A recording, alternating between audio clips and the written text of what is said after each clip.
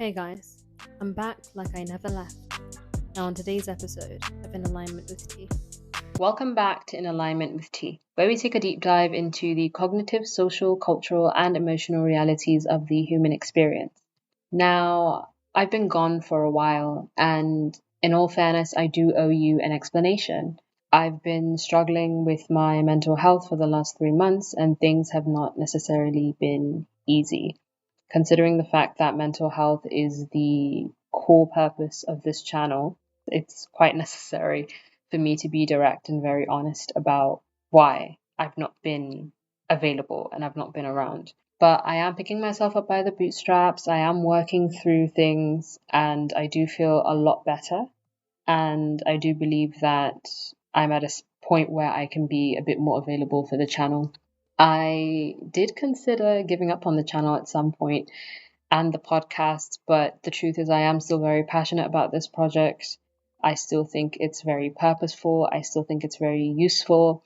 I still think the discussions that are brought up here are pivotal and can incite positive change, no matter how small. Another reason, aside my mental health, that has caused me to not be as consistent with the podcast and the channel is that I have been working on a new business venture that has taken up a good chunk of my time. I'm also not at my usual filming location, which makes it a bit more difficult to film the videos, edit them, get them out there. Due to time differences as well, because of where I am, it's a bit more difficult for me to schedule a good time with guests to have them on the channel as well. So, in order to make that a bit easier, I also will change the way that I do things a bit. So, I won't be on camera as much so that I don't have to worry about the filming location and I don't have to worry too much about lighting all the time.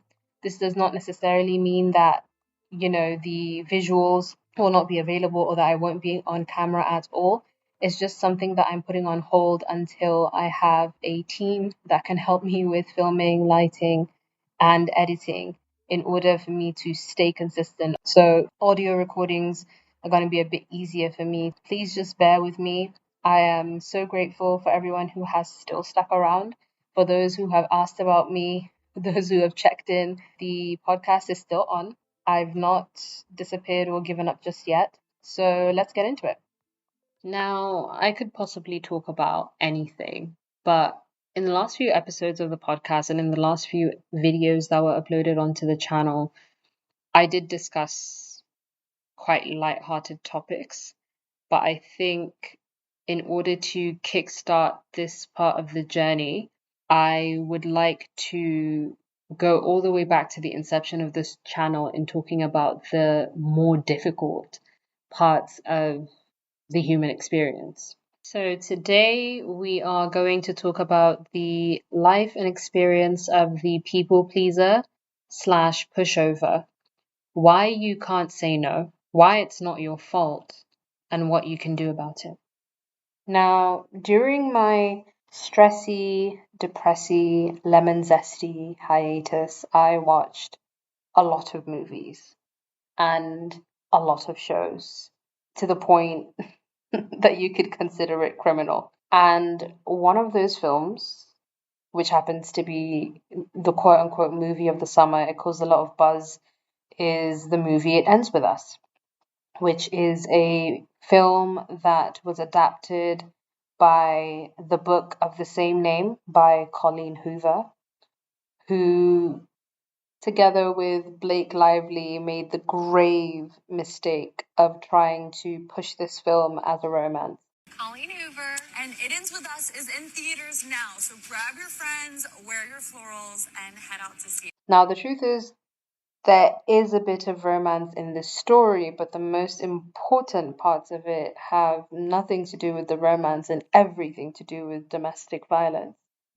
And it explores a lot of themes along with domestic violence that help us answer the why in a way.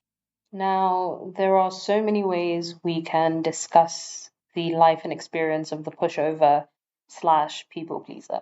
And although this particular case study is obviously on the more extreme end of how the life of a pushover could turn out when they don't put a stop to certain situations at the right time, it does show how growing up in a certain environment can create that type of personality.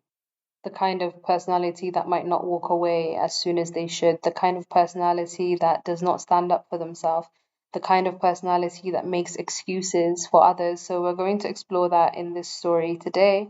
And I'm actually thrilled to have this conversation in case anyone's been struggling with something like that. I am more than glad to give you a perspective that you may have not heard or seen before. Just to give you a bit of a heads up on the format of this episode and the way that I want to break it down, the movie itself plays out, and then there are flashbacks in between from Lily herself to younger Lily when she was a teenager, and just so it gives you like a more cohesive, well-rounded story. And that really works for a movie. But because we are having an episode where we speak about, someone's current circumstances and then the reasons behind it, I think I'm going to talk about her relationships in the now. And then when I'm discussing the why later on, I will bring up her teen years and so on and so forth. And at some point, this will also be interlaced. So I'm just giving you that heads up in case you're a bit confused as the episode goes along. As the official, unapologetic queen of over explaining, I will take it upon myself to lay out the characters and the relationships that they have for further clarity so that as I explain these things, you know who's attached to who, how, and why. So the story is about Lily Bloom.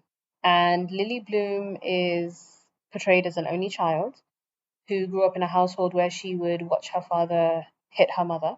He would literally pummel her mother in her presence, didn't care, so she was very afraid of him. There are parts of the story where I will discuss her relationship with her mom and how that affects her choices. Lily also has a high school love called Atlas, who also shows up later on in the story and also plays a role in her adult life, as much as he did when she was a teenager. Then she has a relationship with Ryle, who is the boyfriend, then fiance, who then becomes her husband at some point in the story, who is the perpetrator of the violence against her. And then she has a friend who is his sister, who plays the role of a very important friend and in law. The film starts with Lily moving back to her hometown to stay with her mom. And the reason for this is her father's death. Within the beginning scene, she is at her father's funeral. She is supposed to give him a eulogy, and she has nothing good to say about him. After her father's funeral, she goes onto this rooftop where she just likes to sit and think. Ryle then bursts onto the rooftop, kicking a chair, and he's quite angry. Immediately after he sees her, he apologizes for this, and they introduce themselves.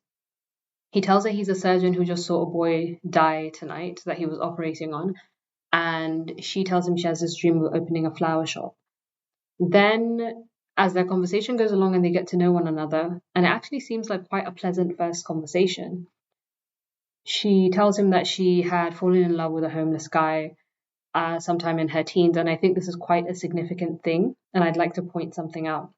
So usually people who end up becoming abusers tend to pay way more attention to their victim than the victim does to them in terms of noticing things that are very important. So he notices that she's an empathetic person through her demeanor, through the way that she speaks about certain things. And I think him being a surgeon and him caring about the kids makes him seem quite harmless to her. But out of nowhere, in the midst of this conversation that seems pretty pleasant with this seemingly decent guy, he then tells her he wants to sleep with her. Now, we can tell that she can see this as a discomfort because it's quite crass, and then she asks him how many women this has worked on, and then he admits, well, all of them. So there is an arrogance to him. She tells him basically that if he's interested in her, she's a relationship girl. And for anyone who would have been adept at noticing red flags, this would have been the moment to cut it off and just not speak to this guy, because clearly they want different things, they're on different paths. He's not offering what she wants. But then she acquiesces and he starts to get a bit touchy-feely with her. Then he also lets her know that love is not for him. He gets a phone call and has to get up and go, and he asks her if he'll see her again, and she tells him that he will not be seeing her. In an ideal world, she would have walked away from this and spared herself so much heartache. But anyway, a couple of months go by, she opens her flower shop, she meets Alyssa. Alyssa starts working at her shop, they become really, really good friends, and then one day Alyssa says her husband and her brother are coming over and they're going to go out for drinks. Then to Lily's surprise, she finds out that Alyssa's brother is actually Ryle. They proceed to all go out for drinks and Lily decides that she's going to go home a bit early. Ryle then insists on walking her home. They walk, he lets her know that he cannot stop thinking about her, and he becomes a bit too pushy because she has already rejected him on the rooftop at this point. She is being standoffish because she doesn't want what he's offering. She can tell he's a bit of an F-boy and she doesn't want any parts of it. He insists that he wants to kiss her, even though she's reluctant and she is setting a boundary and saying no, and he keeps on pushing. So she lets him kiss her and they end it right there. So what can we see from these first two interactions? He's pushy, he wants what he wants, and he's not going to respect any boundaries. Lily knows this. She's uncomfortable with this. But because of the household that she grew up in with an aggressive, authoritative father, she's learned to be quite nice and she's learned to be a people pleaser. And so she sometimes will let things happen even when she is uncomfortable with them. Now, in today's dating culture, because we've pretty much eroded boundaries, this might seem harmless. It might even seem cute to some people because he's quote unquote persistent. But at the root of this, he's really just not respecting her no. And this is an important thing to note because people who usually don't respect your no are people who also don't respect your wants and your needs and your desires. And neither will they have any consideration for your well being if you do continue to have them in your life, which we will see as their relationship develops. The next scene is at Alyssa's birthday. Lily walks in, she looks really nice at this birthday, and then there is Ryle. He follows her over to the bar and he puts her hand on hers. She politely asks him not to do that. She walks away, he follows her, and she immediately tells him, yo, look, I'm not interested. Stop touching me. Stop following me around. Stop sending flowers to my place of work. Stop coming over to my place of work. And he immediately tells her to shut up and listen. Now, the most alarming thing about this aren't the words that came out of his mouth, but the intensity within which he said it. You could tell there was some rage behind it. It's kind of like I want what I want, and you're going to give it to me. Because he says to her immediately after that, like, I'm trying here. And then she goes to him, like, are you 5? And then he goes, I really like you. But again, you like her, but you don't want to honor her. It's not like you want anything serious with her, and she has already said no multiple times. He then pushes and goes, would you like to go somewhere more quiet? And then she's like to talk. Again, at this point, we see signs of Lily's people pleaser, pushover personality. She doesn't want this. She's already said no multiple times, but then she allows it and she acquiesces, even though deep down this is not what she wants. One of the common themes that runs through the people pleaser pushover personality is a lot of the time doing things that one does not want to do in order to be liked, almost like a compulsion, which is what you see with her. And I've seen it with a lot of people a lot of the time. Like, they do things they don't want to do and immediately regret it, and then there's a lot of resentment that comes with that, which is part of Lily's thing. But we're also not going to ignore that there's a thing that a lot of women do, which is kind of like the joy of taming the player. So we're not also going to say her behavior is completely innocent here. She knows he's a player. She absolutely knows there's a part of her that wants to tame him, but it's also very much so linked to the abusive environment that she grew up in, and there is a part of her that kind of derives excitement from this, which still doesn't negate or change the fact that he's a creep. He holds her hand and asks her if they should go to a quiet place, and she tells him that she just wants to talk, but immediately after they get to the room, they start to make out. In the midst of them making out, she lets him know that she's uncomfortable with it and she does not want to go all the way. Now, at this point, we can clearly see that Ryle is a bit of an a-hole and he's very entitled and he feels like he deserves whatever it is that he sees and wants he deserves to get. But he stops and he immediately says, okay, cool, we're going to bed. Now, this is where, like, I think one of the most obvious indications of her people pleaser pushoverness shows. When he decides to go along with her now that he's not pushing her, she's uncomfortable. And one of the biggest problems that the pushover, the people pleaser has is that they really want to be liked.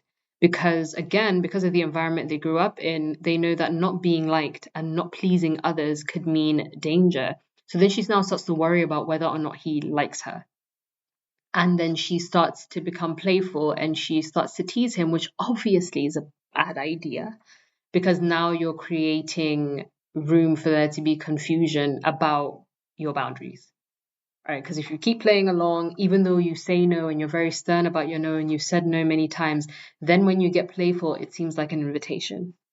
They go to bed, they wake up the next morning, and his sister happens to come over to his apartment because she lives like right opposite him. They live in the same apartment building. She comes over to bring him a coffee, and then she notices that Lilly is there. She says she just wants to leave, and she acknowledges that it's none of her business, but then she says something. She lets her brother know that she loves him, but she tells Lilly, look, if you are looking for nothing, this is a great guy for you. But if you want love and you want a relationship, he is not the best person for it. She says, and I quote, he runs through women like candy. I mean, she's his one sister. If a man's sister is telling you to run from him, run. She knows him better than anyone. She loves this man and is still telling you the type of person that he is. You don't need any bigger red flag. I'd like to mention Alyssa is my favorite in-law in real life. In a movie, she's great because most women, even when they know their sons, brothers, family members are horrible people, they will never warn you against it and they will coddle them and enable their behavior. So props to Alyssa. Now, at this point, if you're Lilly, right, all the signs that this man is a horrible person are right in front of you, right? He is crass with you in the beginning. He tells you he wants to sleep with you. He tries to push your boundaries even though you say you're a relationship girl. He keeps pushing to kiss you, so he does not respect you because he thinks he's entitled to your body. Even when you tell him to leave you alone, he keeps pushing. He follows you. He stalks you. He does not respect your no. This is not a person that's going to be safe with you. This is not a person that's going to be safe with you in intimacy. This is not a person that's going to be safe with you in a relationship. All the signs were there. After the sister's warning, he asks Lilly to date him. Now, at this point, again, Lilly, or whoever's watching, if you're the people pleaser in this, in your life, in this scenario, you need to put a couple of things together. After knowing all these things that he's done in the last few months that you've known him, and you've told him since the day that you saw him that you wanted a relationship or nothing else, even though he's not relationship material at all, and she overlooks this, and he does not suggest that. He does not ask her out on a date. He keeps trying to push to sleep with her. The only moment he decides that he wants to give it a go is when his character is questioned. And now it's more about how he looks and the reputation that he has, and trying to disprove that of other people and trying to prove that he is worthy of love. Does he then decide to offer her commitment? I also do believe that if he had slept with her the night before, he may not have made this suggestion. But he didn't get to sleep with her, so he still has that need to conquer her and a need to prove other people wrong. because he doesn't know Lilly enough. He hasn't known her long enough to actually push or want a relationship with her. So we see that. But at the same time, he has no other motivations. It's not how beautiful she is. It's not how funny she is. It's not how great she is. His motivation was never to be in a committed relationship with her. He just wanted to conquer her. It just so happens that now his character is being questioned and now he needs to prove something. So all of this is about ego. None of it is about love. Right before his sister leaves, she says she's embarrassed and makes a statement, and she says a normal person would just leave and go to therapy because she knows that he sees this as a game. But because they're adults, she lets them be. And I'm going to highlight this, although we just spoke about this. We need to remember Lilly has been warned. She's seen the warning signs. The sister has warned her. And she goes along with this. So they start to date. And as they commence, in her own words, she says, "Don't make me regret this." So they have a great honeymoon stage, as most honeymoon stages go. But we also have to remember that most of the stuff he's doing here is because he's quote unquote trying, and he's doing it to prove a point, to show that he can. I actually plan on doing an episode breaking down Ryle's character further, but in that episode I'll be talking about personality versus character. I think a lot of the time people make the mistake of falling in love with someone's personality, but the relationship usually tends to break down when you find out that person's character, because those are two completely different things. Personalities can be faked. Character, not so much. So after the highlight reel of their fun honeymoon stage, they skip to a scene where he wakes her up from sleep, telling her that he has to go to work, and he asks if he's going to see her that night. And she lets him know that she can't because her mother's coming into town. He seems upset that she didn't let him know her mother was coming into town, and she's quite surprised that he would even want to meet her mom. Now, of course she feels this way. They've not really been dating for long. She has an idea of the type of guy that he is, and it seems like moving too quickly for her, and she knows that this is quite a bad idea. And she says this because she asks him, she's like, "You want to meet my mom?" Because it seems too soon. And him being the guy he is, he says, well, he would like to meet the mother of the woman that he loves. And for the girl who's always wanted to be, for the people pleaser who's always wanted to be loved and approved, this melts her heart, and she goes along with it, and she eventually tells him that she loves him too. I can't speak for Lilly. I don't know if she was ready to say this. I don't know if she even felt that genuinely. But I do know that there are instances where when you're with a very pushy person, they will tell you they love you too soon, and you might just say it back to avoid any backlash, or at the very least to avoid an uncomfortable situation. Let's also admit it is flattering for the person who never seems to commit to fall for you. It makes you feel special. And a lot of the time with people like this, you really aren't. So they head on over to have dinner with her mom. Her mom meets Ryle, and she is absolutely floored. He's handsome, he has a great job, and all this stuff. And the mom seems to focus on those things. And I thought that was very important. If she was a more aware mother, knowing the kind of household that she had raised her daughter in, I think one of the more important questions would have been asking how he treats her.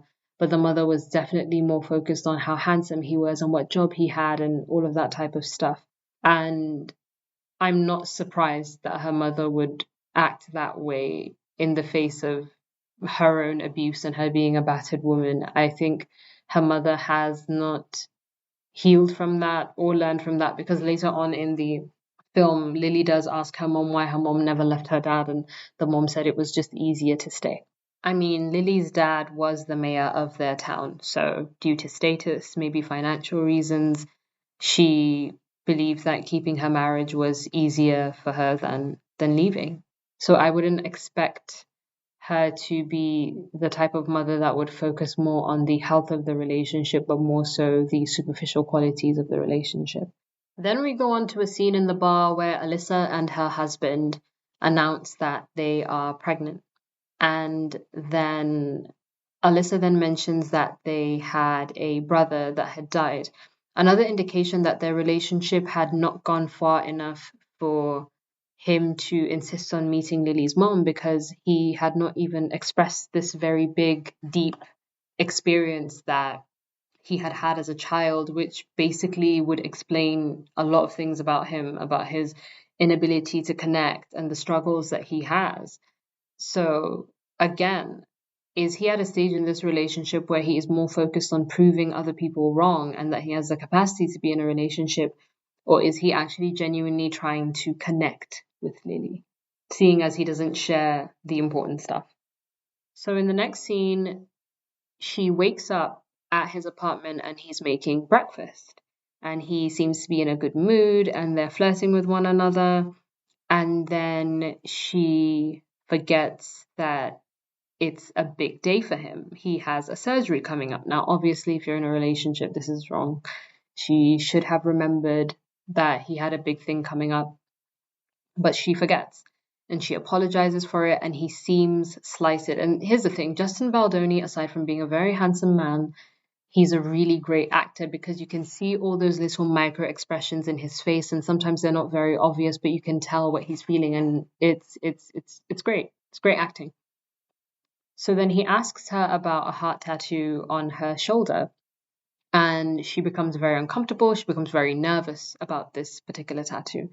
Now, just to mention, at their first meeting, she does tell him about the homeless guy that she met as a teenager that she loved and really, really liked.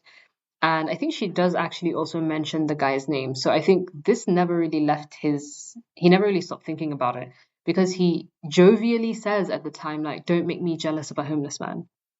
So that's just a reference point. So she then gets very uncomfortable. She gets very nervous, and she's like, oh, it's just one of those stupid things that you do as a teenager. But he can tell, like, she has a lot of emotion attached to that, because she gets flustered and she gets very uncomfortable. And then he tells her that it's his favorite part of her, and he kisses it, and they joke about it. And then she lets him know that, like, the food that he's baking is burning, and then he hits her. But the way that this is filmed, it's kind of like it was a mistake. It was a mistake. His hand was burned. He moved, and then, so they film it that way. But that's really also because they have like flashbacks about her, like, forgetting the moments that he hits her and whatnot. So he does hit her in this moment. And I don't know if it's because he felt slighted that she forgot about his big surgery, or he felt jealous enough about a tattoo that she had several years ago, from a teen relationship, that it triggered him to hit her, or if it's because he struggles to connect and now he's really scared that he's connecting with her and he's terrified and so he responds in anger, or if it's a mixture of all three. We can't really tell, but either way, it's not justification for him to hit her. Now, in this moment, he immediately apologizes to her after hitting her, and she's like, what was that? She's terrified, she's scared of him. You can tell she's mortified. And he starts to apologize to her, and then she tells him to, like, get away, and then he falls, he cuts his hand, then she feels bad because he has a big surgery, and then he says, I knew we'd make a mess of it. She's not involved in making a mess of it, sir, Mr. Ryle. You hit her because you were angry. It's not a we thing. You did something. But because she feels bad about him hurting his hand and he has a big surgery, she says it's a mistake. There's no problem. She kisses him and it's pretty much done. And it shouldn't be. But again, we have to go back to the fact that she grew up in an environment where this was normalized and she's uncomfortable, and it's a very weird thing to navigate, and so she decides to overlook this first moment where he hits her. So they go on to have a dinner date with Ryle's sister, Alyssa, and her husband. And Ryle picks Lily up from a job that she had to do with her flower shop and stuff. And while they're in the car, she tries to cover up where he hit her on her face with, like, makeup, and it's quite an uncomfortable scene. For more clarity, at the beginning of the episode, I did say that I would leave the events of Lily's childhood, her teen years, and her teen relationship towards the end of the discussion instead of intertwining it, because I thought it would be a bit more straightforward to speak about the current events and then go backwards later on. But this scene basically happens in a restaurant called Root that is owned by her high school love, Atlas. And at this point, we don't really know if Ryle is aware that the restaurant is owned by her ex lover. But it's also insinuated that that might be the case because he insists that they go there even though she really doesn't want to. So I don't know if it's because his sister wanted to try this new place or if it's because he wanted to find out if there was anything going on between her and Atlas. We don't really know, but then again, Ryle is a bit crazy. Once they get to the restaurant, Atlas comes over to their table and he starts to have a discussion. Alyssa's husband brings up some stuff about business and entrepreneurship. And during that time, we can tell that Ryle notices that there are some glances going on between Lily and Atlas. And Atlas notices that there's a bandage on Ryle's hand, and he notices that there is a bruise coming through on Lily's face. And at this moment, when he notices that, he walks away immediately. Now, this is also because both Atlas and Lily, when they were teenagers, grew up in very abusive households. And to see that something had happened to her really upset him, and so he walks off, and everybody thinks it's something else. But, she and Atlas know what it is. And at this point, Ryle seems to be getting a bit riled up, pun intended. Lily gets up to go to the bathroom, and Atlas follows her in immediately, asking her what's going on with Ryle. She makes a snide remark talking about how she's not his mother, and he gets snide back at her and says, well, you're turning into yours. And then she tells him that everything is okay and that it was just a misunderstanding. And then as they're walking out of the bathroom, Ryle shows up. Atlas then attacks Ryle, about him hitting her. They get into this huge fight. Ryle says something really nasty to him about her wasting her virginity on this guy. They then get out of the restaurant and she chases after Ryle. Again, Justin Baldoni acted Ryle as such a scary dude because even in this moment, I think it's way less about her fear of losing her relationship. It's her fear of him. And she is apologizing for something she's not done. She's not cheated on him. She's done nothing wrong. She's done nothing with Ryle. Sorry, she's done nothing with Atlas. Atlas is a guy that she knew half of her life ago. He just happens to still feel very protective over her.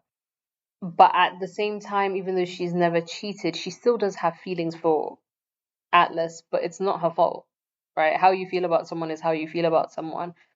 It's a relationship that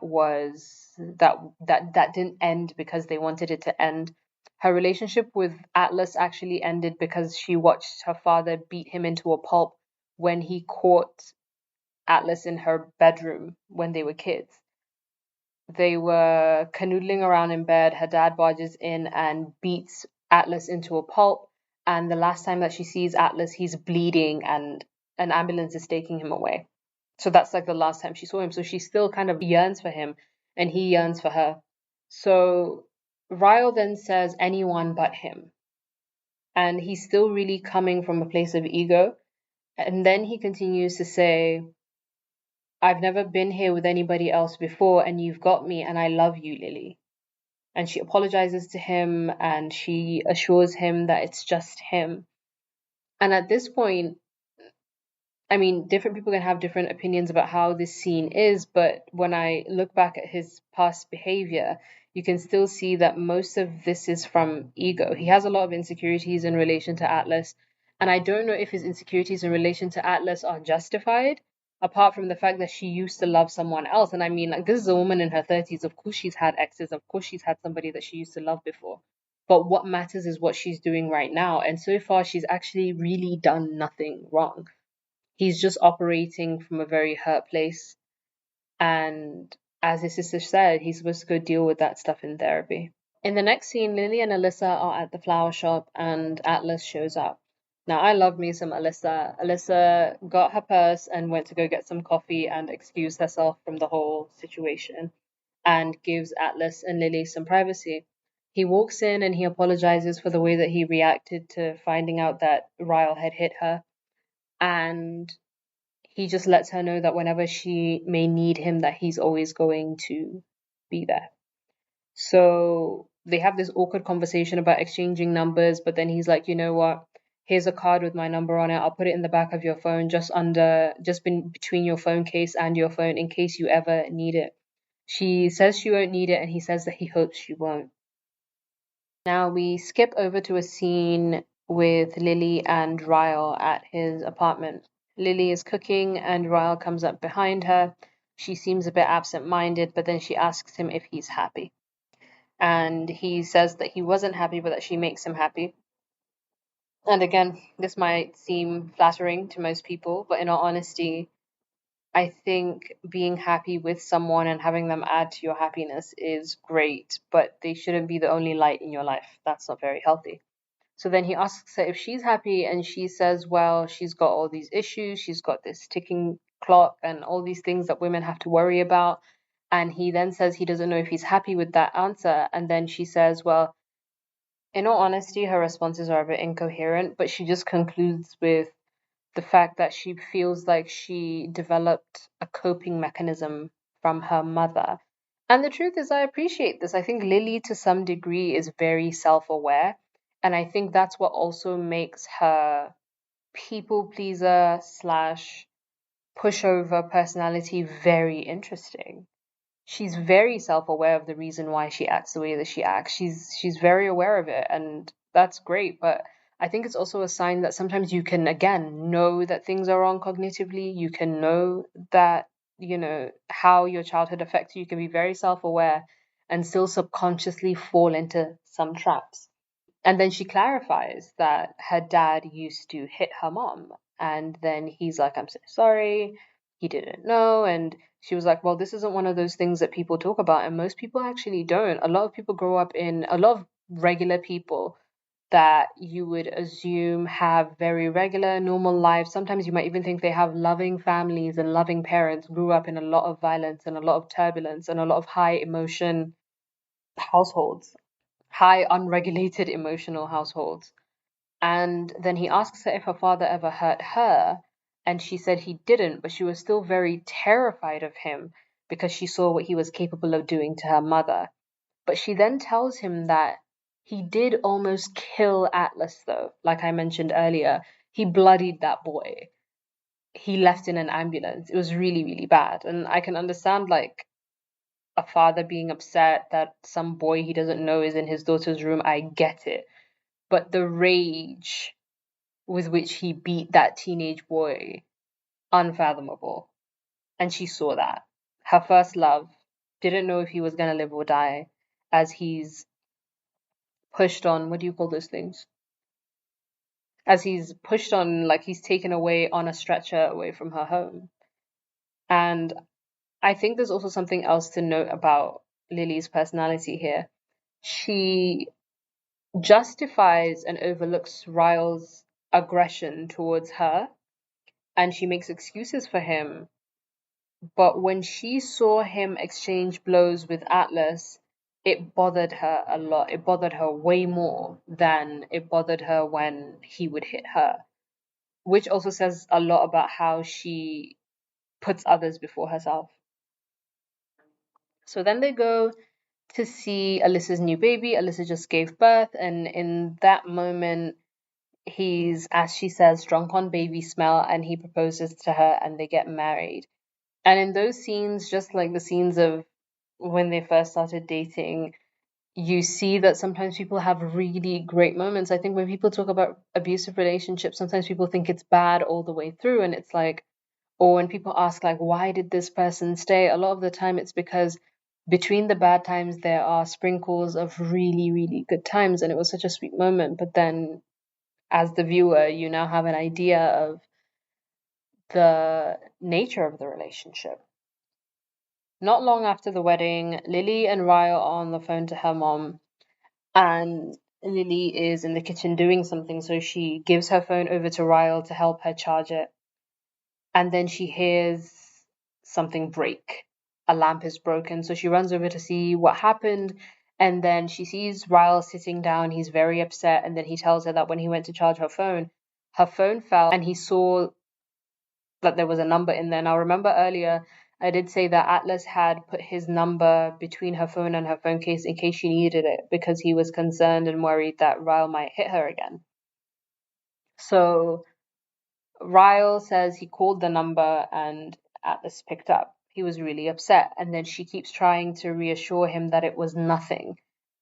He then stands up and smashes the phone, like right very close to her head. And in this moment, he doesn't hit her, but clearly he's intimidating her. He's already broken a lamp. He's hitting things in proximity to her. Actually, one of the precursors to physical abuse a lot of the time is when the person hits things that are close to you, even when they don't hit you. So be mindful of that. But I think in that moment, including the fear of him doing something again to her, but also in her people pleasing personality and her just trying to appease him, she says it's nothing.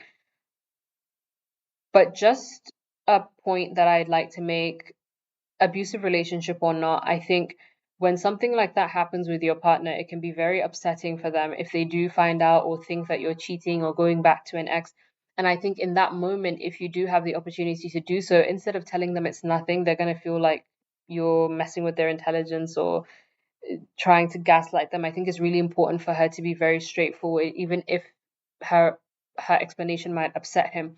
And in that moment, instead of saying it's nothing, because the person's always going to assume you're lying, what she should have done was remind him about what she told him about her parents' relationship, Atlas witnessing that, and her dad almost killing Atlas, and then him seeing her bruise at the restaurant, which then got him to worry about her, and that's why he put his number in her phone in case she needed help.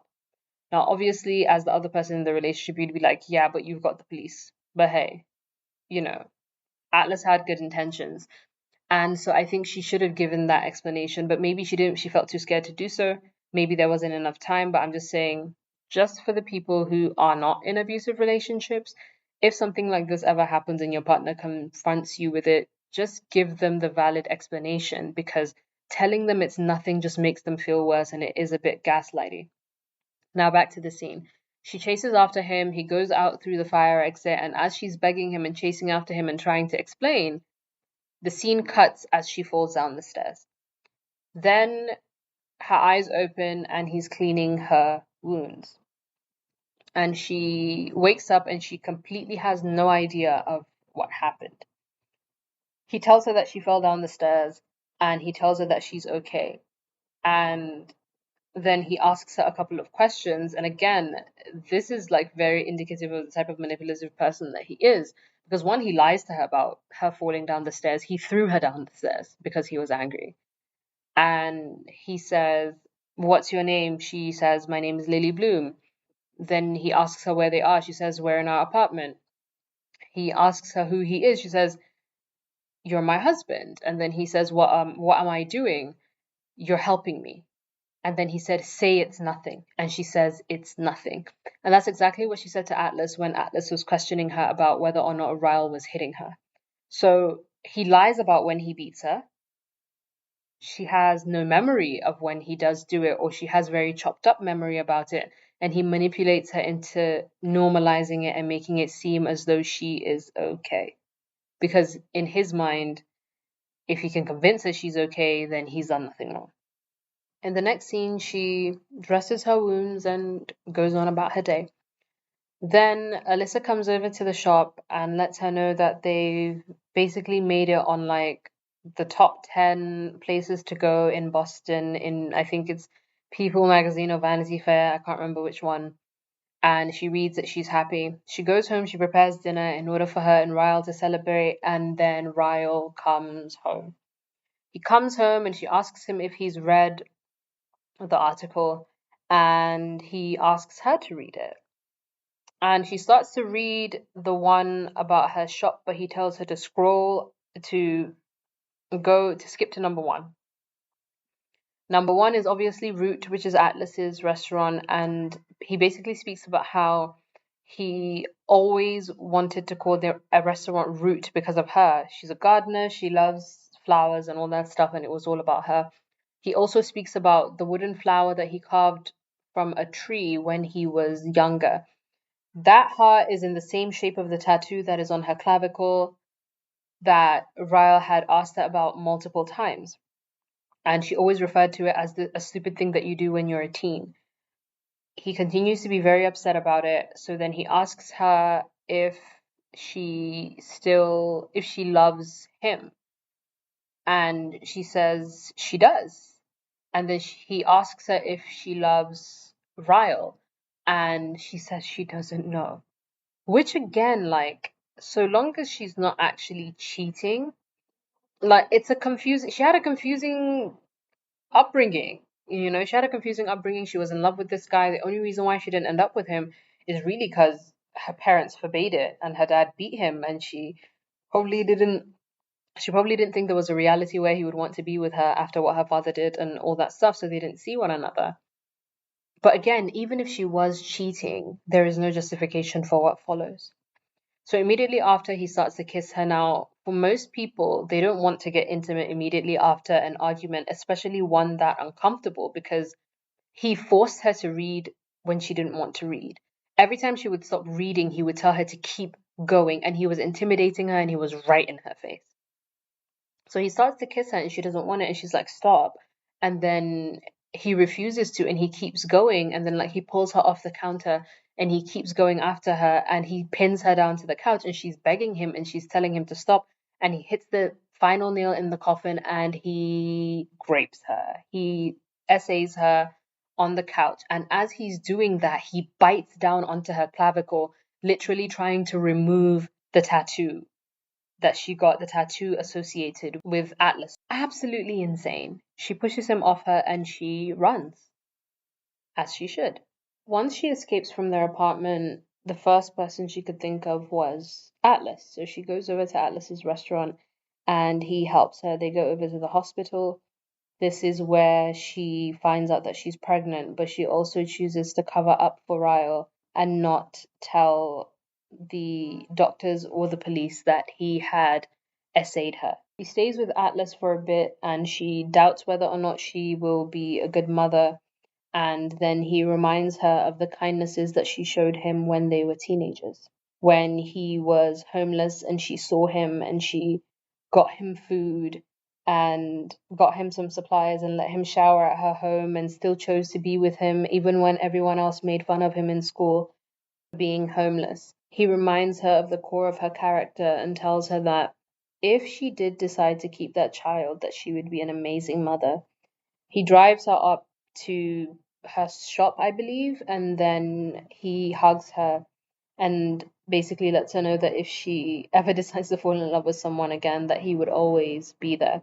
And I think I will also do an episode or a short video, I don't know how long it's going to be, about Lilly and Atlas's relationship, because I think if you ever really want a true definition or a version of what true love looks like, it would be Lilly and Atlas's relationship. So I'm going to make a video on that. The topic at hand. So Lilly then has a meeting with Alyssa, Ryle's younger sister, and she tells her everything that happened. And Alyssa's response to this is exactly what makes her my favorite in-law of all. She obviously tells her that she has loved her brother her whole life and that she has watched him struggle to open up his heart to people because he has issues with connecting, because when they were younger, they had a brother. I don't remember if he was older or younger, but they were really close in age and they were playing with their dad's gun and the safety wasn't on and they were playing cowboys. So he shot and he didn't know he was 6 years old and he shoots his brother by mistake and his brother dies. I guess it brings everything very full circle. Why he becomes a surgeon, why he performs surgeries on kids and all that stuff, and all that's very noble. But at the same time, just because you have a fear of connecting doesn't necessarily mean you should make someone your emotional or physical punching bag. And Alyssa says, He's my brother and I love him, and I'm paraphrasing here, and I would love for you to forgive him. But as your best friend, if you go back to him, I will never speak to you again. And I think that's such a beautiful thing, because every friend should be that way.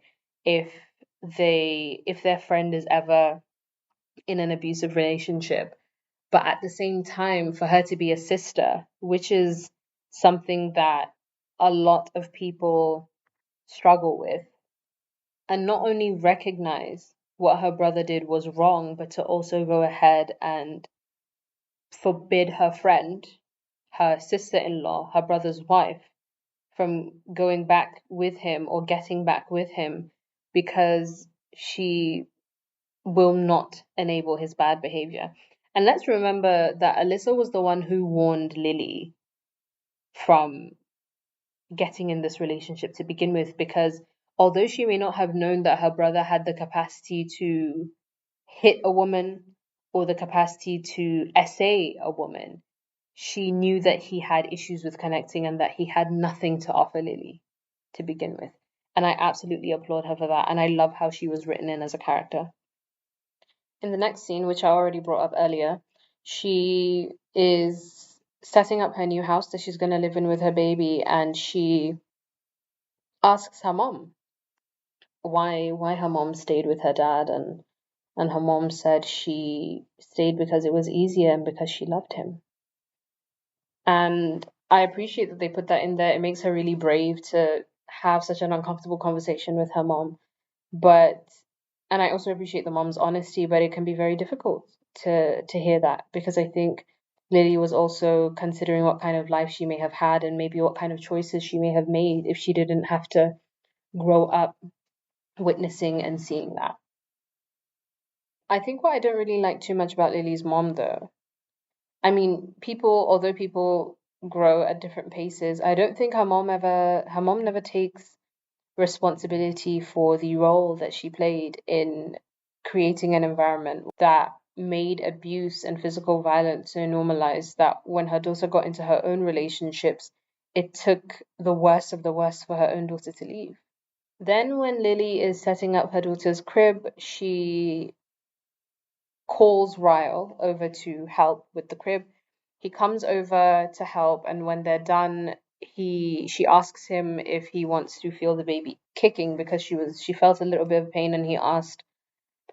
And after he feels the baby, he asks her to come back, and he tells her he's going to get help. And I'm really proud of Lilly for sticking to her guns and choosing not to get back with him, because when women are pregnant, their hormones are all over the place. They become very emotional, and most women would stay, and she chose not to. So we're proud of Lilly. So we head on to the birth scene. She gives birth to their baby. She allows Ryle to be there. And immediately after the baby's born, he joins her on the bed and he holds the baby, and they talk about what to name the child, and she suggests that they name the child after his brother. He bursts into tears, saying that that's the nicest thing anyone's ever done to him. And along with that, he tells his daughter that he will keep her safe. And in the midst of that, Lilly asks for a divorce. And he's like, oh, let's not. And she's like, no, because... What if one day she came to you and said, my boyfriend hit me? What would you say to her? Oh, she said, Daddy, my husband pushed me down the stairs, but he said it was an accident, so it's fine. And she said her husband held her down and she begged him to stop. The person she loved was hurting her. What would you say to her? I would beg her to leave him, and I'd beg her never to go back. So then she says that she's not asking for the divorce for them, she's asking for the divorce for her baby, because she doesn't want her daughter to witness what she witnessed growing up. She doesn't want that life for her daughter. She wants it to end with her. And that's Lily's silver lining. Even through her many self-sacrificing choices, even through the red flags that she ignored, even through all the signs that she ignored, she finally stands up for herself. And she finally chooses to walk away. And I think the lesson here in this particular movie, the lesson you need to take, what you need to learn from this is sometimes it's okay to leave at the first sign. Sometimes it's okay not to give second chances. Sometimes it's okay not to overlook bad behavior. When they first met, he was throwing a tantrum, kicking a chair, blowing up. She overlooked it. He was very crass and entitled with her about wanting to sleep with her, and she overlooked it. He got into a relationship with her to protect his ego, and she overlooked it. He crossed a lot of her boundaries, and she overlooked it. He hit her, and she overlooked it. He pushed her down the stairs, and she overlooked it. And for some women, they keep going. Some women end up dead. Some people end up dead because, we're not going to say only men are abusive, but for the sake of this case study and the story, we're speaking about women. And that's sometimes where people pleasing can lead you. It can lead you to staying at a job, a dead end job you don't want, and never making something out of your life because you didn't make the right choice to say no, to stop something, to leave. It could be with friendships. You could have a friend who is taking advantage of you, and it could be detrimental to your life. I mean, in so many areas, caring about what people think, how other people feel, how you can serve other people can always be very detrimental to you. So that's pretty much the lesson with Lilly. She could have walked away a long time ago, but she has learned the lesson, and that's the most important part. So now we're going to move on into your personal life and why you do what you do, why you can't say no, why it's not your fault, and what you can do about it. So a lot of the time, either when you're watching a movie or a documentary or even in real life, you'll notice that a lot of parents are kind of bothered when their child's first word is no, or when they're going through their terrible twos and they say no to everything. But I don't think people understand the value of that no at all. I think people are worried about the tone of their child and how their child responds to authority, but it's very important for you to teach your children how to say no and how to set boundaries rather than completely preventing them from having them. People are more worried about having an easy child to deal with rather than the repercussions of what they teach their children about boundaries and about their experiences. The word no is a word that most people don't want to hear, and that's generally because most humans are quite rejection sensitive. But in my humble opinion, it is the one word that could quite literally save your life and help you get out of really bad situations long before things go bust. And here's something that I've observed. Whenever we see someone remain in a relationship long after realizing it's toxic or stay in a certain job, even if the environment is unhealthy, even looking at people who keep friends that take advantage of them, we hone in on the perpetrators. And as we should, because I think people should be held accountable. Actually, one of the things that bothers me the most about this movie is that Ryle never went to jail. But I also understand her reasons for maybe not wanting to send him to jail. So because you have to go to court, you have to be a witness in your case, and sometimes that can be a bit more traumatizing. No one ever really talks about what goes on in the mind of the victim and the why, because we can talk about supporting victims, we can talk about holding perpetrators accountable, but no one really talks about the fact that all abusers study their victims. Now, of course, even the most confident people amongst us, the most no-nonsense, cutthroat, iron lady personalities still can end up in abusive circumstances, but it is a lot less likely because abusers tend to seek people who are very empathetic, people who are very meek a lot of the time to make it easier for them to carry out some of these abuses. So what is it that happens in someone's life that leads them to ignore the signs? Why don't they stand up for themselves? Why would a perpetrator choose that person as their victim? Being Nigerian, I think I can speak for most people when I say that in most households, children are raised to have respect for authority. And a lot of the time, there is no room for the feelings and thoughts and ideas or even experiences of children. And some people might think this is a good thing and that this is discipline, but in the long run, you're actually creating people who, one, have no communication skills, and two, can end up in really bad situations because they don't know where to even begin when it comes to standing up for themselves. Some people may not even know what they like. They might not know what they don't like. Or even if they know that, they're not going to voice those things because they have been told that their thoughts, ideas, feelings, and experiences did not matter. That can be very detrimental for relationships, even when it doesn't go to the extremes of physical abuse or SA or even, losing their lives in these relationships. But it always starts from home. So instead of telling your children not to say no, instead of telling your children not to complain, instead of telling your children that they're not allowed to get angry, instead of telling your children that they're not allowed to correct you, teach them how. And if you don't have the skills, learn the skills. It's your responsibility. Because when you let a child know that, oh, I respect your no, I respect your boundaries. When your child says they don't want to hug a certain family member, instead of forcing them to do so, you ask them why. They might have a valid reason. That person might be intimidating to them.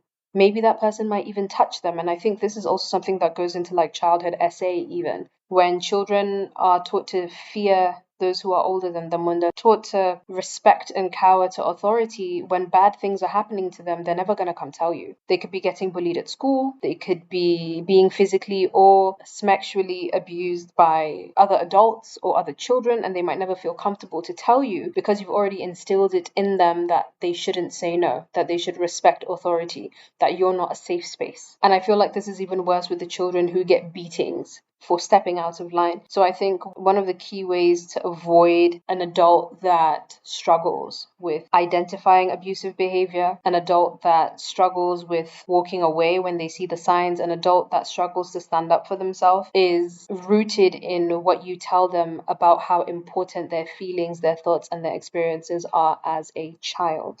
And you have to start from there.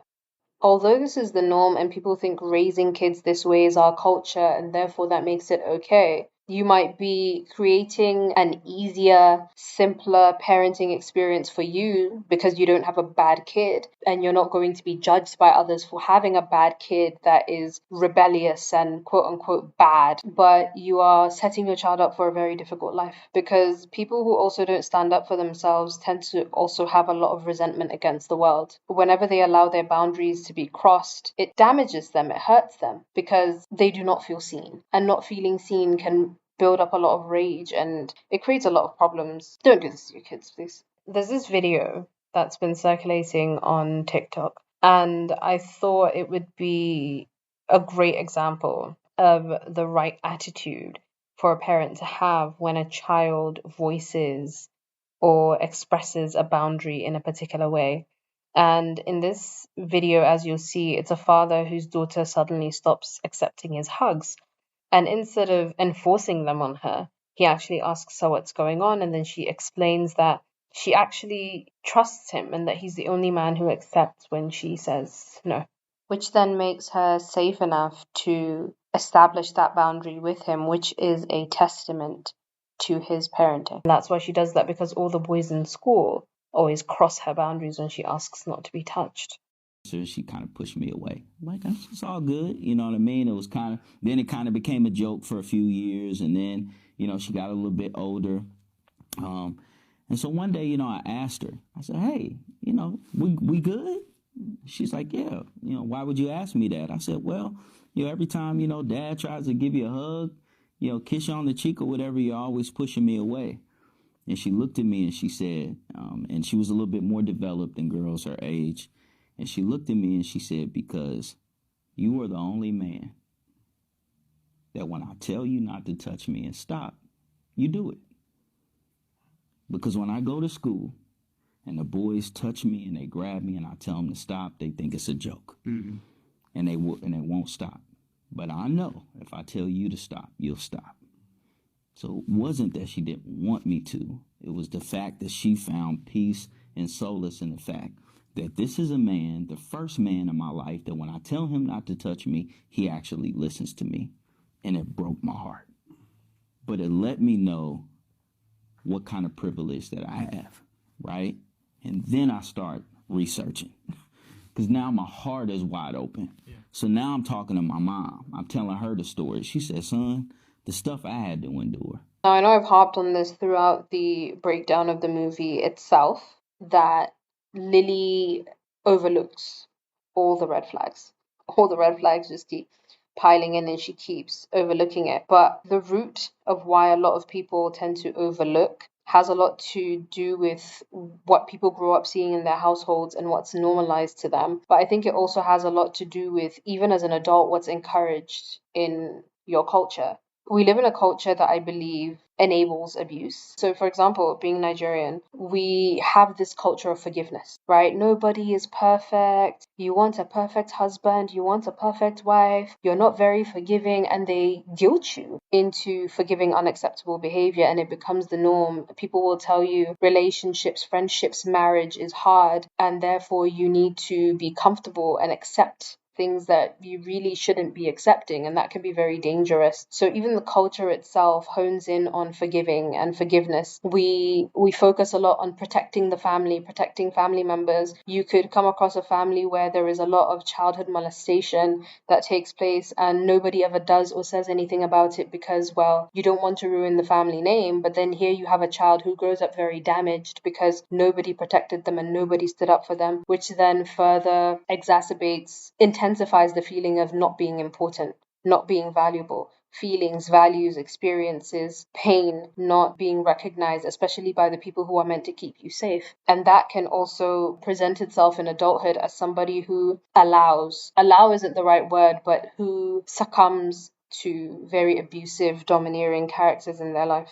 So after you have a life where you are disciplined out of protest and saying no, after you've lived a life where you are forced to quote unquote respect elders, even though really and truly it's more of shutting you down so it makes you easier to digest to others, you have a culture that then pushes forgiveness onto you and normalizes people hurting you and betraying you. And now you've become accustomed to your feelings and your experiences not mattering. You then grow a protective shield, and that protective shield is the root of your people pleasing. You want to be liked, you want to be loved because you knew that growing up when your parents didn't like you, when the adults didn't like you, it meant maybe punishment, it meant beatings, it meant insults, whatever it was, depending on how you were disciplined or how you were raised in your household. And so you grow up knowing that if I get people to like me, that means I am accepted, and when I am accepted, I am safe. So now we go on to why it's not the people pleaser or the pushover's fault. However, it's your responsibility now to change it. So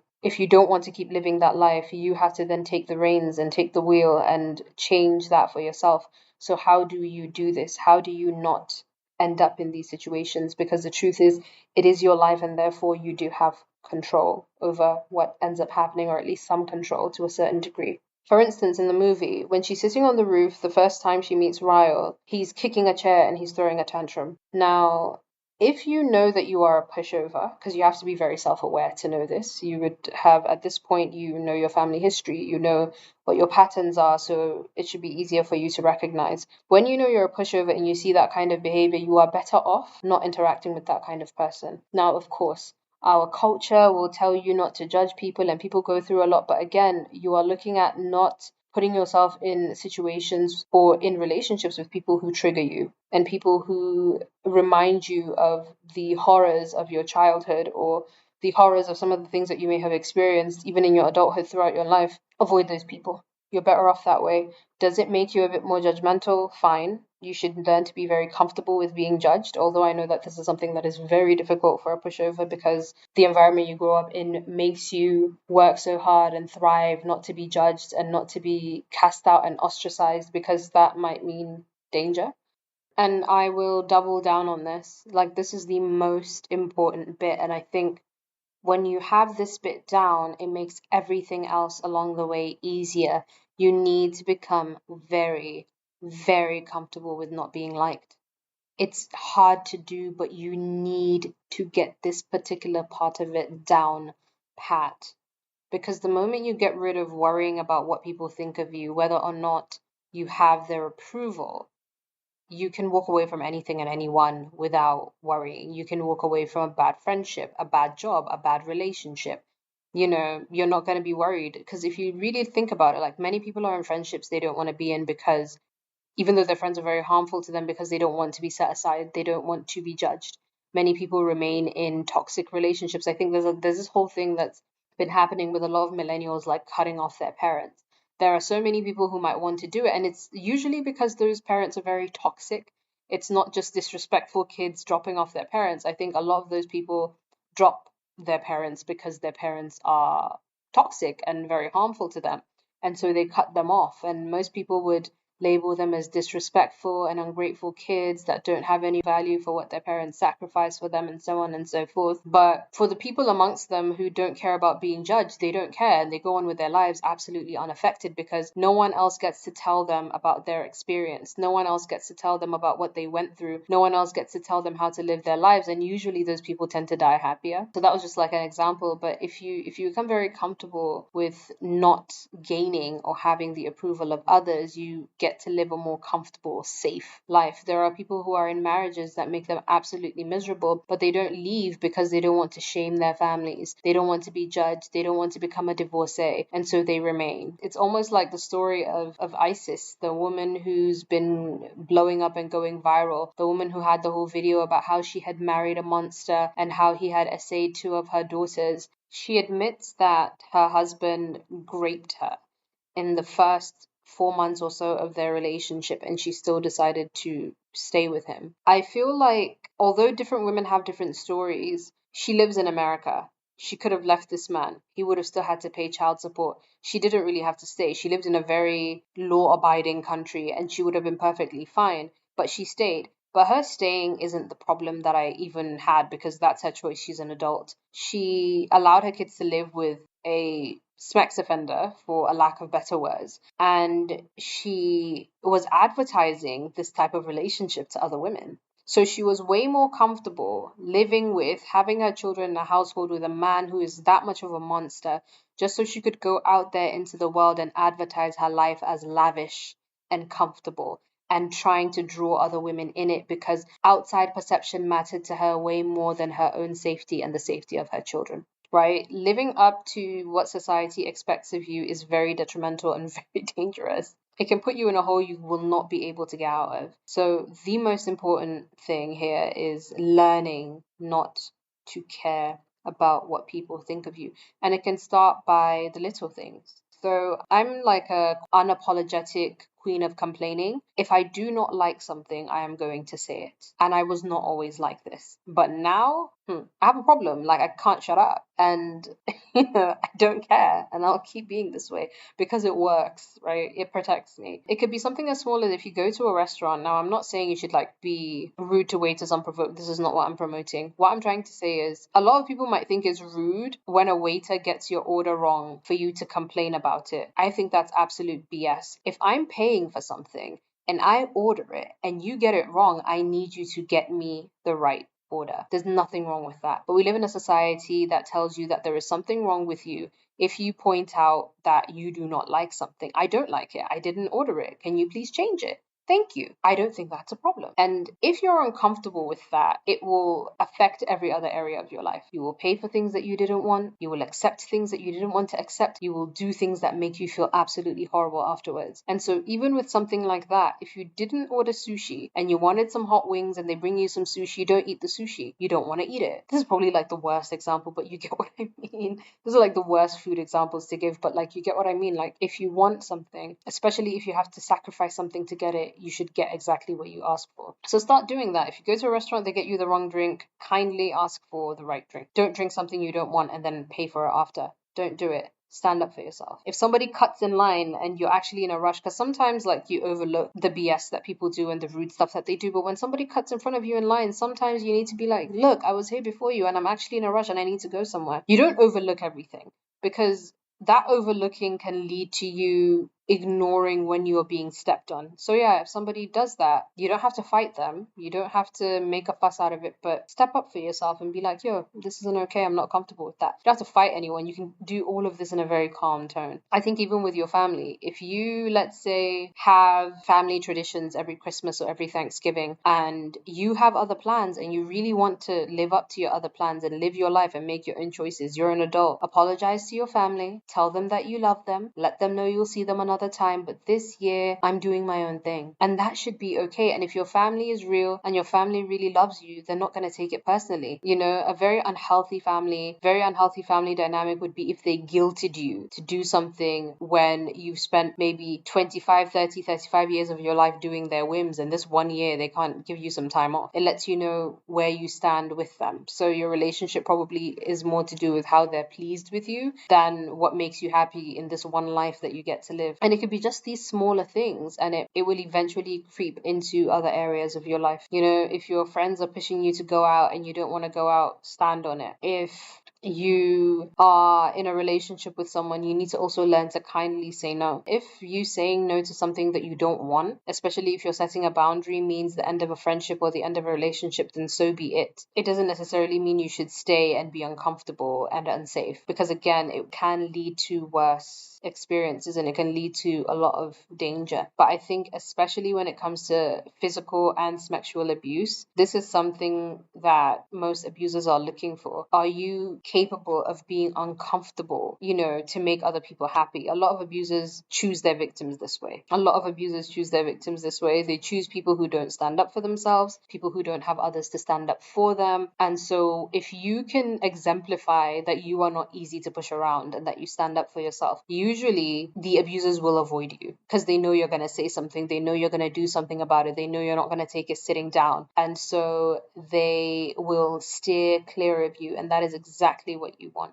If you're looking for a sign that isn't outright aggression and violence, we can also look at the moment when he, just minutes after meeting her, crassly tells her that he wants to sleep with her. That's a huge red flag. If that's not what you want, if that's not what you're comfortable with, don't continue to allow it. It only gets worse. You are either going to end up with somebody who ends up taking advantage of you because you have a difficulty saying no, or you have somebody who could commit an act of violence like physical or sexual assault towards you. And because you may not have outright said no, or you didn't stand up for yourself, then you might end up being blamed, and then you have to then end up dealing and packing it up and dealing with the trauma. So you're going to have to find the courage. You say your no, you walk away, you don't allow yourself to be roped back in, and it can be very difficult and it would take a lot of practice. But again, that's also another sign of danger. So don't view people like that as completely harmless. If they are presenting something to you that you do not want, if they are presenting something to you that makes you feel violated, you have to shut it down. Don't give them a second chance. Don't start to look for the why. Don't try to assess their character. The reality is, anybody who is making such a suggestion to you just moments after meeting you, without knowing what you are and are not comfortable with, you don't have that kind of relationship with them, it is okay to judge them. They are not good for you. They might not even be a good person. Shut it down. Anybody who respects you, and people most definitely should respect you, especially after they've met you, when you've not given them any reason to otherwise, to disrespect you, most definitely shut it down. No good is coming out of this. Now, with all that stalking, I've already spoken on this channel about like my experience with stalking. With all that stalking, I have no idea why she didn't like get the authorities involved. Now, people might think this is like dramatic, but he follows her around. He shows up where she is. She doesn't like it. She tells him she doesn't like it. He touches her when she doesn't want to be touched. He pushes her to kiss him when she doesn't want to kiss him. Shut it down. And if he's not listening to you, call the authorities. It makes it way easier for you, because once you allow yourself to get roped in with somebody who has already shown you that they're manipulative, they're entitled, and they're aggressive, it's going to be very, very difficult to get yourself out once you already get in that. So please have the heart, have the strength, tell a friend if you need support, but you need to get out of this. And I think a lot of the reason why the quintessential pushover or people pleaser continues to engage in these types of situations with these types of people is because they want to see the good in them. Oh, they don't mean it. Oh, that's not who they really are. No, they are showing you exactly who they are by being aggressive, not respecting your no when you say it,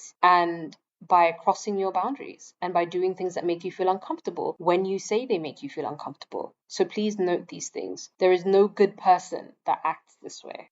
Another really important thing, and I think this tends to happen a lot of the time in romantic relationships, and I think many people make this mistake, sometimes this is something that can be very difficult to identify, especially in the heat of the moment, but it's really about not listening to what is being said. Now, sometimes you will find yourself being gaslighted out of making a big deal out of nothing. But the truth is, you're not making a big deal out of nothing. Sometimes it's really important to read into things because it protects you from a lot of BS. Listen to what is being said. Now, most women, before they understand male nature and before they understand the game of dating, usually it's normalized that even if a guy is a player, if you tell him that you want a relationship and he continues to pursue you and then eventually dates you, then it's because you tamed him. This isn't necessarily true. I think you need to believe people when they tell you who they are. When he told her that love wasn't for him, when his sister warned her against him, she should not have thought that she won a prize when he decided to commit to her. He already told you who he was. The one person in the world that knows him more than anyone told you who he was. You don't need any more information, right? You're not taming him. You're not special. You're not better than all the other girls. There's no prize at the end of this. Unless somebody exemplifies good character and unless somebody exemplifies good intentions from the beginning, please don't go around trying to change them. It's not your job. It's not your responsibility. This is the only way that you can protect yourself. I think one of the things that's overlooked a lot as well is body language that is scary and uncomfortable, but isn't necessarily aggressive or violent. Sometimes you can feel discomfort or fear by the way that somebody looks at you. Sometimes someone can speak to you in a very calm voice. For example, when he tells her to shut up for a second at the party, when she tells him to stop touching her and stop following her and to stop sending her flowers, he tells her to shut up for a minute, but the look in his eyes is absolutely terrifying. And she looked uncomfortable. Once you see those types of things, they're a precursor to what's coming next, especially when you're in a moment where it's uncalled for. She didn't insult him, she didn't say anything to him, but the way that he spoke to her, the silent part was being said out loud in the way he looked at her and in the tone of his voice. So those are some of the things that you also need to look out for in terms of identifying people that can be a danger to you and you not falling into the trap of, again, succumbing, acquiescing to their charms. I think it would also be disingenuous to have a conversation about the root cause of being a people pleaser and a pushover without talking about your current relationship with your parents. So, whatever they taught you when you were a child is a huge factor, but where you are right now also plays a really, really huge role. Do you believe that you are at a stage in your life where you can have a conversation with your parents without quaking in your boots, without fearing what they will say or how they will react? Can you make your own decisions and walk away confident in those decisions? This is something that can be very difficult for most people because all the aunties and uncles will call this disrespect, but it's not. No one is saying you need to speak to your parents in an aggressive, rude tone or anything like that. But again, you should be able to have a calm, normal discussion with your parents and your family about your life, about your plans in life, about where you may agree or disagree without there being an uproar. And if this is something that is still very difficult for you, standing up for yourself in the outside world can also be quite hard, because that's the root of all your personality quirks and all your problems. So I think that's also something to work on, because usually people who have parents who are very domineering go one of either way. They either become the docile, I'm scared, and they fawn and they do whatever people want of them, or they become very sneaky, so they do whatever it is they want, but they just become a very good liar, or they become very angry and aggressive and they have a lot of rage because of how suppressed they've been. So this presents in so many different ways, but I think that's also something that needs to be addressed. So once you've conquered the fear of being judged, I think the next step is also the fear of your parents, which is something that you're going to need to extinguish when it comes to being able to stand up for yourself with people outside of your family. It's going to have to start with your family as well. You might also need to reassess your friendships. So there are so many people who are simply friends due to time. They grew up together, they're family friends, they all went to school together, and they still remain friends. And usually a lot of these people don't even like one another, but they remain friends because of familiarity. And I think sometimes it's okay to have some of those people as acquaintances, but they don't need to actually be part of your inner circle, especially when you don't have much respect for one another. So sift it out. Assess your friendships. Who's a real friend? Who's not a real friend? Who gives you genuine advice that's actually good for you? Who's always there for you when you actually genuinely need them, instead of those who siphon your energy? So you're going to have to assess your friendships. Don't be friends with people who bully you. A lot of people have friends that bully them, that steer them astray, give them really bad advice, never support them when they're winning. So you know more than anybody else who those people are, and you're going to have to cut them off, because really bad friends do either one of two things when you're going through something. When you have a good set of friends, they're going to support you, they're going to be there for you, they're going to defend you, they're going to give you good advice. But when you have really bad friends, they either encourage you to stay in situations that are really, really bad for you, or they might even introduce you to someone who ends up abusing you. Or you could even have friends who are never there for you when you need them. Your friendship has no foundation, so you can't go to them when you have a problem for support. And if you did go to those types of people, they'll probably give you really bad advice anyway. So you need a really, really good support system. So definitely reevaluate your friendships and only make sure you have people around you who look out for you and have the same intentions for you that you have for them. And I think that's one of the ways to avoid falling into the trap of any perpetrators or abusers in relationships, and not being a people pleaser in that relationship. Because sometimes some of the biggest people pleasers have like the bulldog friend, right, who stands up for them.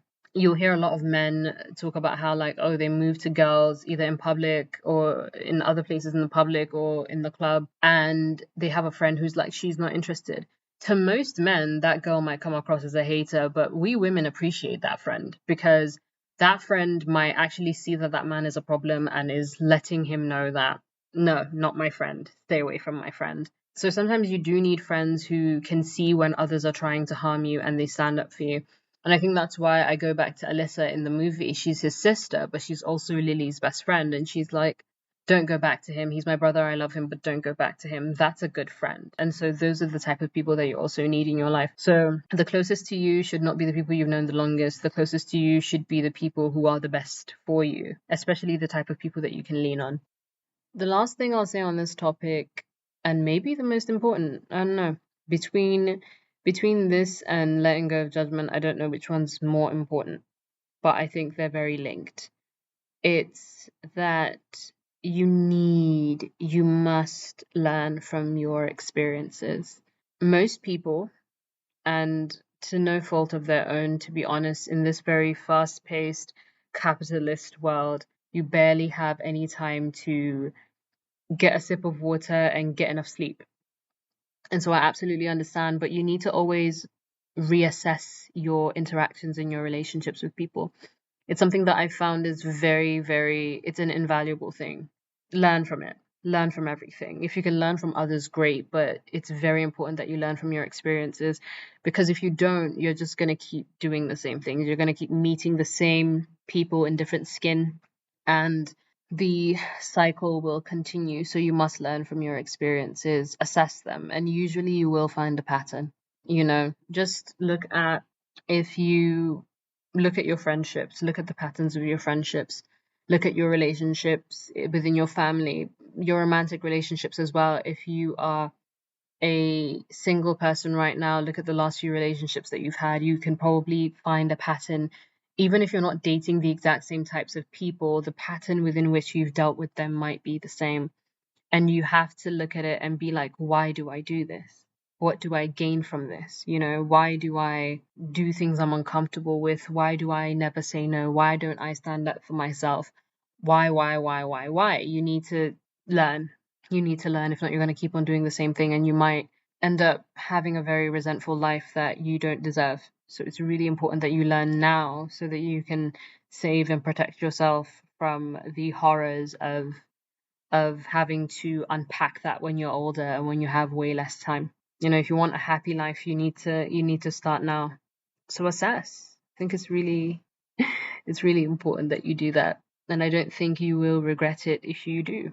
Think about it. Take the time to go back and look at the choices that you've made. Look at the things that you've ignored. Try not to ignore those things ever again. Because I think usually the reason why most people allow predatory or abusive people in their lives is usually because of the fear of losing out. It's all the FOMO, man. Like, you think that you might have met a great person and you're never going to find something like that again. And so you allow a lot of things to fly. But the truth is, well, in my experience anyway, God has never taken anything away from me that He did not return double, triple, fold. So you will get better, you will get more. It never stops there. I think sometimes the rewards that you get in life actually come from the things that you do let go. So don't accept unacceptable behavior due to fear. Better will come, your life will improve. Don't stick or remain in bad friendships, bad jobs, bad relationships because of fear, right? You can do it. You'll be fine, you'll be great. So I think let go, learn, and restart. That's the best thing I can do. You need to rise like a phoenix from the ashes. You will rise like a phoenix when you take a lesson from everything that happens in your life instead of allowing things to happen. You need to take charge of your life instead of you allowing life to happen to you. This life is your own. So, yeah, that's pretty much it. This has been a very long episode, but well deserved episode. For those of you who have stuck around and those of you who have checked in, I hope this was a very satisfying listen, and I hope you pop back in again. Thank you for listening. Thank you for being here. This has been In Alignment with T. At this point, I don't know what number episode it is, but thank you for listening.